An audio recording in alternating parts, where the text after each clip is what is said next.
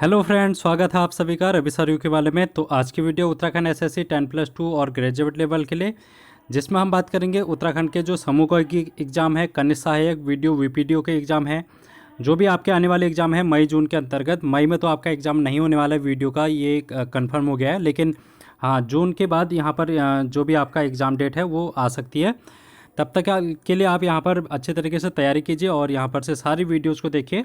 अभी तक की यहाँ पर 22 क्लास हो चुकी हैं इस वाली सीरीज़ में, तो आप सभी क्लास को देखिएगा अच्छे तरीके से, तो वहाँ से आपको अच्छी तरीके से जानकारी मिल जाएगी, तो और आपके एग्ज़ाम के लिए वो फ़ायदेमंद रहेगी। तो हम आज की वीडियो में बात करें उत्तराखंड की पॉलिटी के बारे में। और इससे पहले एक वीडियो उत्तराखंड की पॉलिटी आ चुकी है, जो कि 21वीं क्लास है मेरी, डेट 21 जो भी आपको मिलेगा मेरे चैनल पर वो आप देख लेना। वहाँ पर जो शासन प्रशासन का कार्यपालिका का भाग है, जिसमें हमने राज्यपाल को डिस्कस किया है, तो राज्यपाल के बारे में जितने भी क्वेश्चन बनते हैं उत्तराखंड के राज्यपाल से संबंधित क्वेश्चन, जो कि उत्तराखंड के राज्यपाल की शक्तियाँ होगी, उनके अधिकार क्या क्या हैं, उनके विशेषाधिकार क्या हैं, वो सभी जानकारी हमने उस वीडियो में ली है। तो वहाँ से आप उसको देख सकते हैं, लिंक यहाँ पर मैंने डिस्क्रिप्शन में दे दूँगा, आप वहाँ से उसको देख लेना। आज के बारे में हम बात करेंगे, जिसमें हम पढ़ेंगे मंत्रिपरिषद के बारे में, जिसमें कि हम मुख्यमंत्री के बारे में देखेंगे कि मुख्यमंत्री क्या होते हैं और इनकी किस तरीके से नियुक्ति की जाती है और कार्यकाल वगैरह, ये सारी चीज़ें हम देखने वाले हैं। उसके बाद हम सचिवालय देखेंगे और सचिवालय के बाद महाधिवक्ता, तो ये क्या चीज़ हैं और इनके काम क्या होते हैं, ये सभी चीज़ें हम देखेंगे।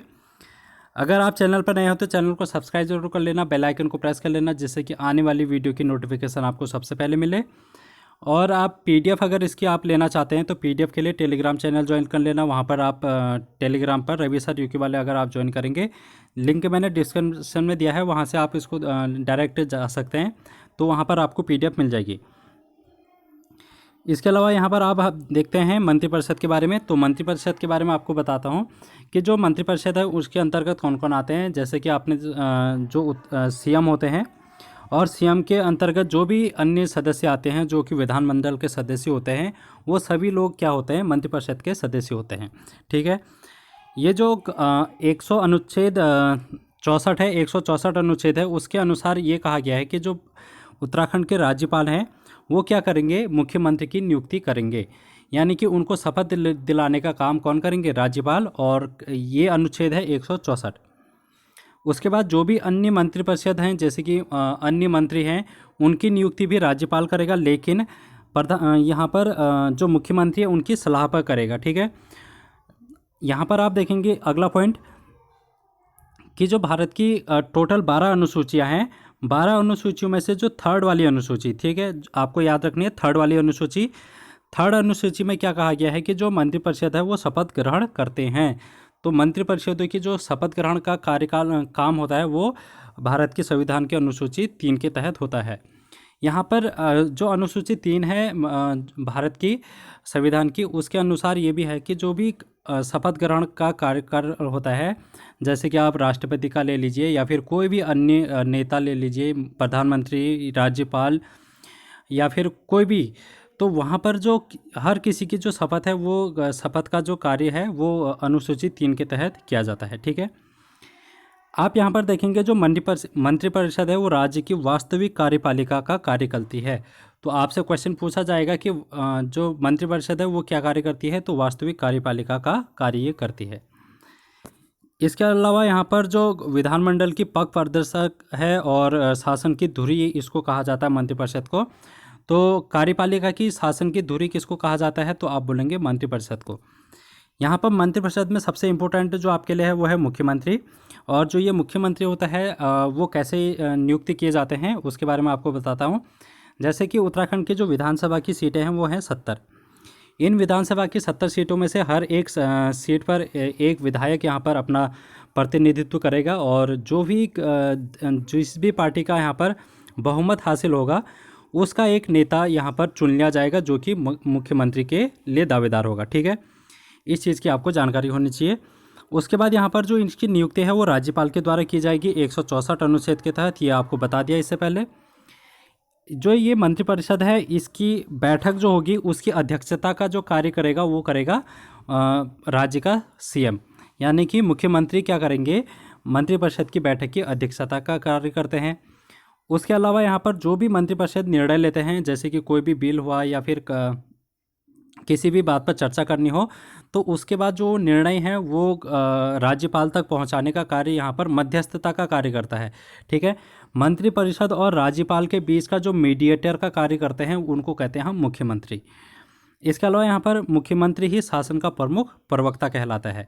ठीक है, शासन का प्रमुख प्रवक्ता कौन कहलाता है? ऑप्शन में आपके पास होंगे मुख्यमंत्री, राज्यपाल, या फिर मंत्रिपरिषद, या फिर कोई और चीज़ है जैसे डीएम, तो आप बोलेंगे वहाँ पर मुख्यमंत्री शासन का प्रमुख प्रवक्ता है।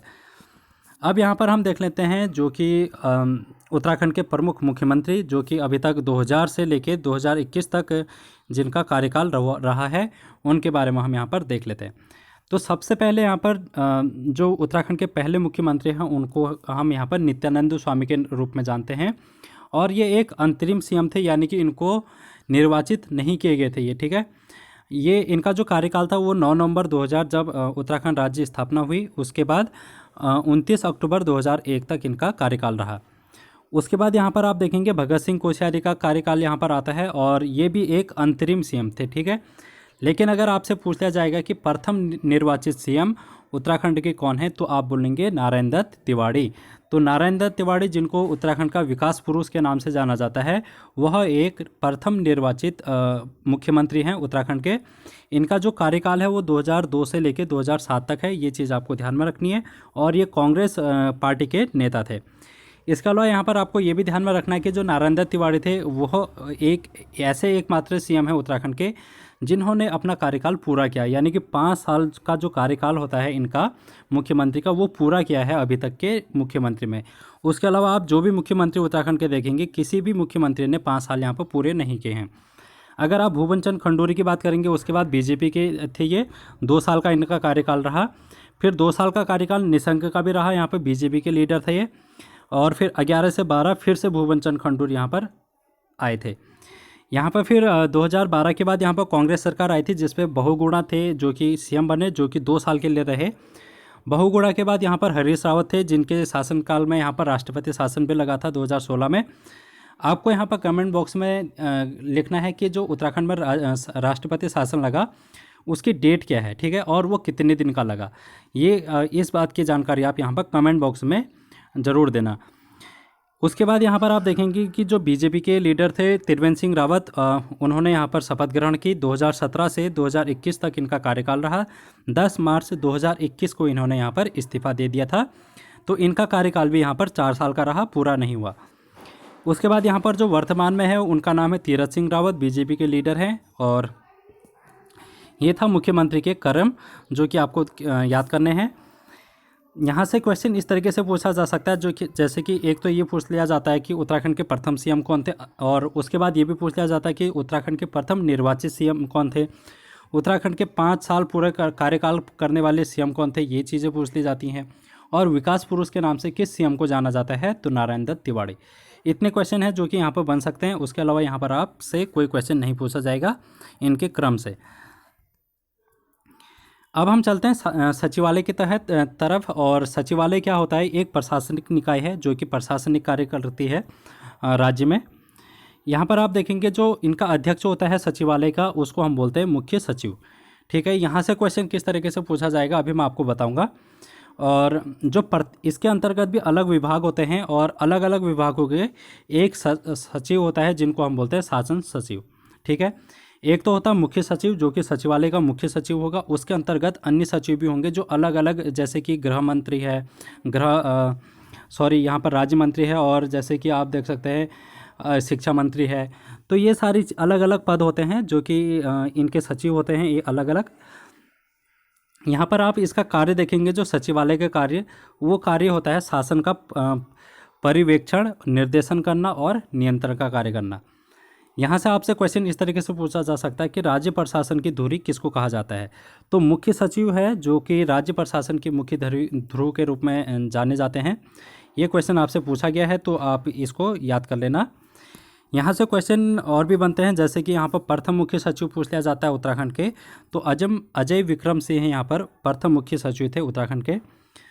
वर्तमान में यहाँ पर आप मुख्य सचिव की बात करेंगे तो ओम प्रकाश यहाँ पर उत्तराखंड के मुख्य सचिव हैं।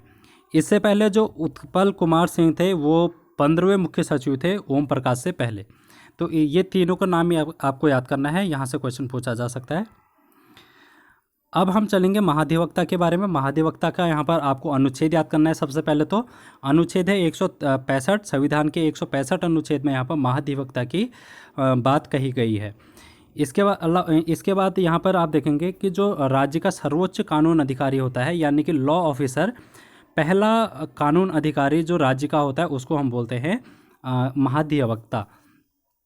ठीक है, इसकी नियुक्ति यहाँ पर राज्यपाल के द्वारा की जाती है, लेकिन यहाँ पर इनका जो कार्यकाल है वो 5 साल नहीं होता है। आप लोग यहाँ पर कभी टिक लगा दो कि 5 साल इनका कार्यकाल होता है, तो ये गलती मत करना, क्योंकि इनका जो कार्यकाल होता है वो नियत नहीं होता, यानी कि फिक्स्ड नहीं रहता है।